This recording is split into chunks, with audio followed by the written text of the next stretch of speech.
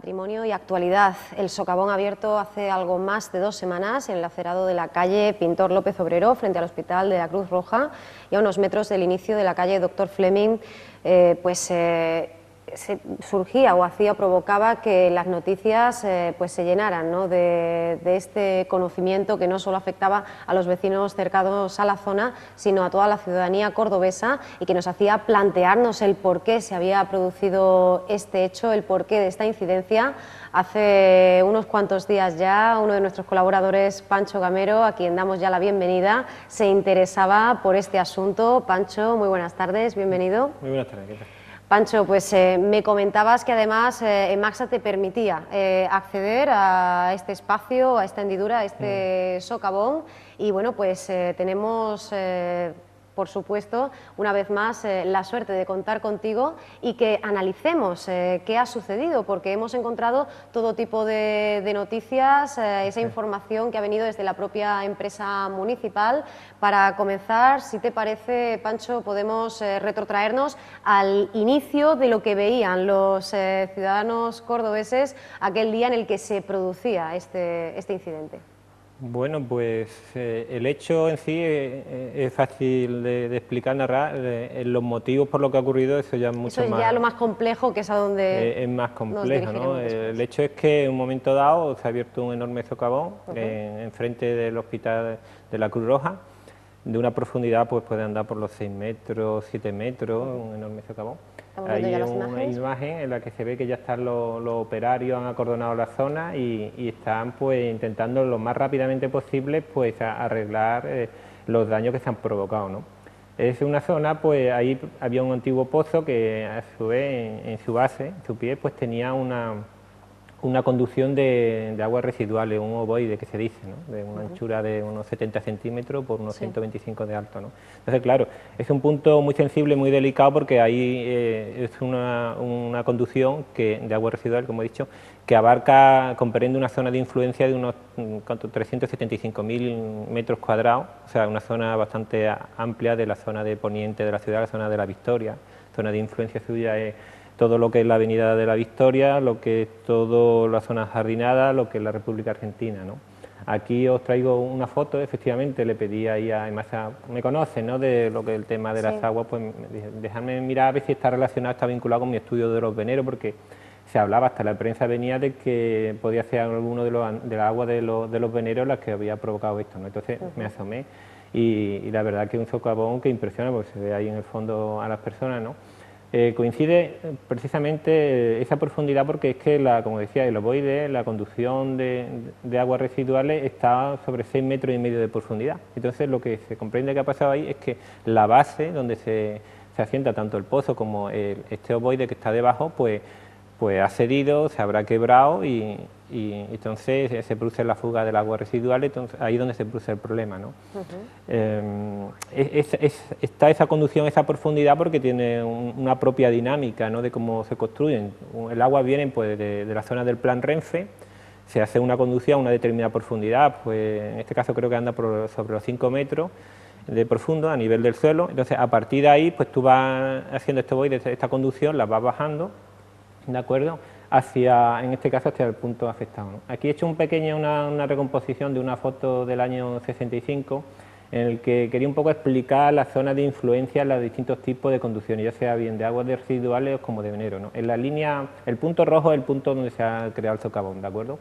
La línea se ve en el lado superior izquierdo, pues en línea azul son las conducciones sencillas, el punto de forma sencilla de las conducciones de aguas residuales que bajan de la zona del Plan Renfe, que se ve una primera vertical, y al lado izquierda pues también unas aguas que vendrían por la zona de la República Argentina, que tanto coge aguas residuales como aguas pluviales, o sea, del alcantarillado, que también la agua por ahí, ¿no? Entonces llega ese punto rojo, que es donde en un momento dado se rompe. Y he dibujado también unas trazas verdes, que creo que tres líneas en concreto, una que viene también del Plan Renfe siguiendo la línea de la muralla, y otras que vienen por la zona de los jardines, que correspondería, y van todas a la puerta de Almodóvar, que correspondería a las conducciones de los veneros, ¿no? O sea, con lo que quiero decir que lo que son las conducciones antiguas de agua de venero queda totalmente descartado, por lo menos a lo que son conducciones conocidas, ¿no? Sí. Las más, como son las de fábrica Catedral, Esquina Parada, Agua del Alcázar. Las que se conoce su trazado no corresponden a ese punto de incidencia donde ha habido este enorme socavón. Por tanto, en ese aspecto podríamos descartarlo. No quita que hubiera algún otro tipo de conducción que pasara por ahí, que fuera dirección a la Puerta de Almodóvar. En verdad, he podido observar visualmente cuando uno se acercaba a la zona de que sí se ve como un enladrillado, como si hubiera una conducción, como digo, también en dirección a la Puerta de Almodóvar. No, yo creo que no se determinó al final de determinar si era de algún otro tipo de obra o si era una conducción del tipo que fuera, residuales o de agua de abastecimiento que fuera hacia la puerta. Si es Masa o quien corresponda a algún grupo de arqueólogos o lo que sea, pues lo sabe. Yo, hasta donde me llega la información, ni se tiene constancia de que hubiera por ahí una conducción o en el caso de lo que ha aparecido ahí, ese muro de ladrillo, si era una conducción como tal, ¿no?, para el fin que fuera, ¿no? La cosa es que lo que es agua, digámosle como obra humana de conducción a esa zona de la ciudad, pues no corresponde, ¿no? Entonces tendríamos que estar hablando de otro tipo de aguas naturales, aguas que circulan de forma libre, ¿no? La explicación de Maxa en un primer momento, que el socavón habría sido provocado por el hundimiento de un antiguo pozo con su arqueta. Se trataría de un pozo de saneamiento relleno desde hace casi 7 décadas, un desprendimiento que habría arrastrado tierra colindante, que habría terminado dañando una conducción de red de alcantarillado. Al menos esta era la primera información que recibía la ciudadanía a través de los medios de comunicación de lo que allí se encontraba una vez producido ese socavón, y sin embargo esa investigación, ese análisis que realizas, y de hecho lo veíamos en la última imagen, en esa última imagen aérea de la ciudad, nos lleva a hablar de ese agrietamiento, ¿verdad?, en ese edificio cercano. Porque sí, en un momento determinado también se llega a decir que la causa puede ser común.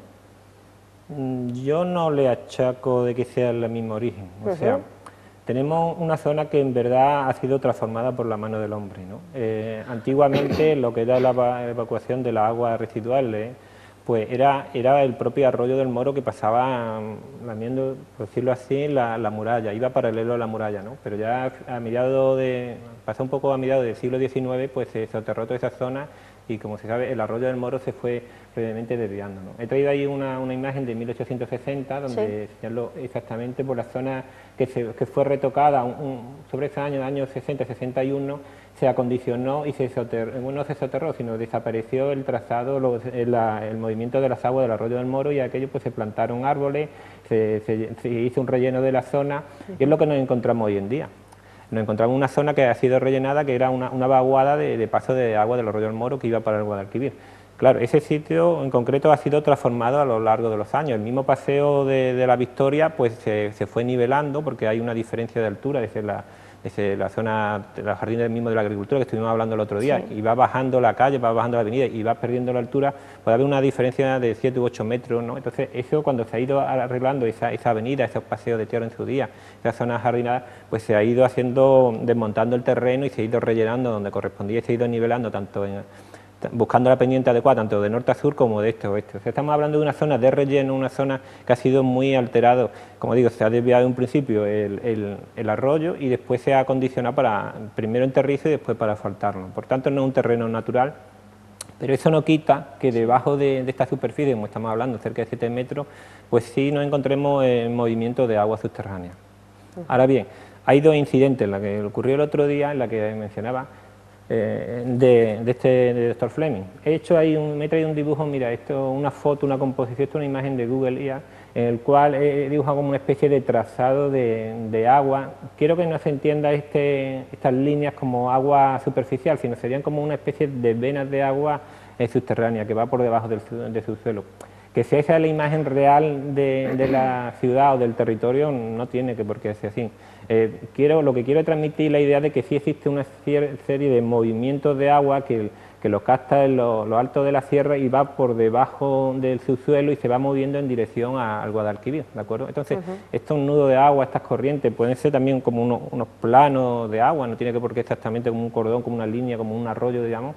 Esas son las que va cruzando por debajo del subsuelo de Córdoba y buscando una cota más baja, un punto más bajo, ¿de acuerdo? Sí. Porque debajo hay un suelo más impermeable que no es drenable, que no deja la filtración tan fácilmente, y entonces tiene un movimiento del agua de norte a sur que afecta a determinadas zonas. Y esa zona donde puede afectar en concreto es la zona donde está el socavón, es la zona de Doctor Fleming, y donde nos encontramos también el bloque que hacía alusión, ¿no?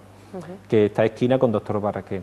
Ese incidente ocurrió, no sé exactamente, a unos 30 o 35 años. Yo no creo que tenga la misma naturaleza que este. Aquello yo lo entiendo, que lo que pasó en su día fue que allí se hicieron 3 bloques. En la imagen precisamente que se ha puesto anteriormente se ven los 2 primeros bloques y el tercero estaba todavía por construir. Bueno, pues yo lo que creo que ahí lo que pasó es que cuando se hicieron los 2 primeros bloques, pues se hicieron los sondeos correspondientes, los estudios del subsuelo, de la consistencia que tiene. Pero entiendo que en el tercer bloque, cuando se fue a construir, se dio por entendido, se entendió de que era el mismo subsuelo que había tenido los 2 bloques que estaban más arriba. Entonces, cuando se edificó el edificio, no se hizo el estudio, sí lo entiendo, ¿eh? Sí. De coste.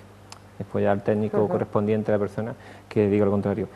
No se hizo el estudio correspondiente, entonces creó esos problemas de inestabilidad que se corrigieron perfectamente, metiendo una, digámosle que en vez de poner el pilar de forma vertical, como tenía inicialmente y tiene el bloque, pues se puso otro en diagonal, buscando distintos ángulos para crear una especie de cono que tuviera mayor superficie de contacto, tanto en la horizontalidad como en la verticalidad, y sustentaba perfectamente ya el edificio. O sea, yo creo que la naturaleza fue más de obra humana, más constructiva, más de ir al detalle del estudio correcto final del subsuelo, que la propia corriente de aguas que puedan ir subterráneas por la zona. Sin embargo, se ha hecho pues, más hincapié en esa antigüedad del colector, el material con el que esté construido, la poca capacidad del terreno de relleno y la presencia de pues, ese agua subterránea. Para subsanar este incidente se va a remodelar los pozos existentes y se sustituirá el tramo del colector afectado. También se habla de mejorar esas calidades, ¿no? del material.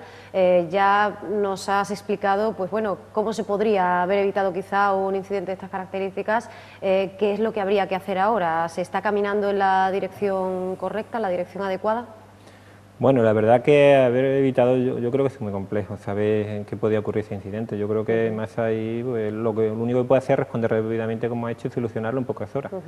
La verdad que ha sido un trabajo sorprendente porque uno se pasaba por ahí, porque es una zona de paso que tengo de común, y veía la velocidad, vamos, rapidísima, ¿no? Que se estaba subsanando el problema. O sea, preverlo, yo la verdad que lo veo muy complejo. No sé si existe una tecnología adecuada de que tú vayas a ese suelo, lo vayas a ir sondeando de alguna manera para se puede detectar este movimiento de agua, pero yo creo que una cosa me parece indetectable, o si es detectable tiene que ser muy caro, ¿no? Yo que conozca esa tecnología no se aplica si es que existe, ¿no? ¿De acuerdo? O sea, el detectarlo es muy difícil, quizás existe un sistema de atajar el problema rápidamente cuando surge. Entonces eso sí que he visto yo que ha habido una respuesta muy rápida por parte de Masa y las empresas que tiene asociadas, en este caso Mastel, de arreglo de la zona afectada y en pocas horas, porque el problema era que se preveía una lluvia y como esto recoge también lluvias, ¿no? Y además que es un recolector de aguas residuales, el problema podía ir a mayores. Y lo han arreglado. O sea, preverlo es muy difícil. La resistencia de los materiales y el tiempo, según decía Masa, 70 o 80 años. O sea, claro, cuando uno fabrica un producto, es muy difícil. Siempre dice, bueno, ahora últimamente se dice, tiene 25, tiene 50 años de garantía. Estamos hablando de cuando se están fabricando hace 70 o 80 años, ¿no? Tampoco existen las prescripciones técnicas tan buenas como existen ahora de estudio de materiales que hace todas esas décadas, ¿no? Entonces, claro, puede que se haya dado un envejecimiento material, pero yo apostaría más, que es difícil de decir, más que un envejecimiento del material, yo diría que ha sido el propio subsuelo que sostenía esta estructura, este pozo antiguo y este voide el que se ha quebrado, se ha roto, porque ha cedido el terreno. Ha habido pensemos que el suelo de por sí tiene su propia génesis, su propia dinámica. Nosotros está esto en una terraza, Guadalquivir tiene hacia un lado, tiene terrazas fluviales, y esas terrazas a lo largo de las décadas, de los siglos y de los milenios, va a tener que ir transformándose. Y eso es lo que va pasando. La ciudad en tarde, muy de tarde en tarde, pues se notará esos pequeños esos pequeños cambios en la terraza. Lo que ocurre es que el hombre lo acondiciona, lo alisa y lo pone todo perfecto para podernos desenvolver a la superficie. Pero eso estamos sujetos a que la propia naturaleza pues nos ponga siempre en jaque. Entonces, más que prevenir, es muy difícil y quizás caro. Hay que tener un sistema de respuesta rápida y solucionarlo, y es lo que se ha hecho.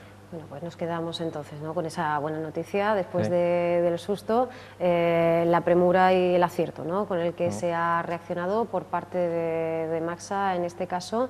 Te agradecemos muchísimo, Pancho, que una vez más no solo nos traslades lo sucedido, sino que además nos cuentes también ese otro punto de vista, ¿no?, ese enfoque tuyo como ingeniero agrónomo, además como experto en esa Córdoba del subsuelo y esa ya dilatada experiencia, no solo investigando y siguiendo esas cartografías, sino también, como decimos, adentrándote, ¿no?, descendiendo a esa Córdoba que está bajo nuestros pies y que, como nos decían el otro día los miembros de G40, todavía es una gran desconocida. Pancho, te agradecemos muchísimo que hayas estado con nosotros y, por cierto, que hicieras posible esa entrevista el otro día con ese grupo espeleológico que estará con nosotros en sucesivas ocasiones. Ah, pues estupendo, me alegro. Muchísimas gracias, Pancho. Vosotros. Y que pases una feliz Navidad. Igualmente, a todo el equipo. Muy bien, que recibas fantásticamente bien ese 2015.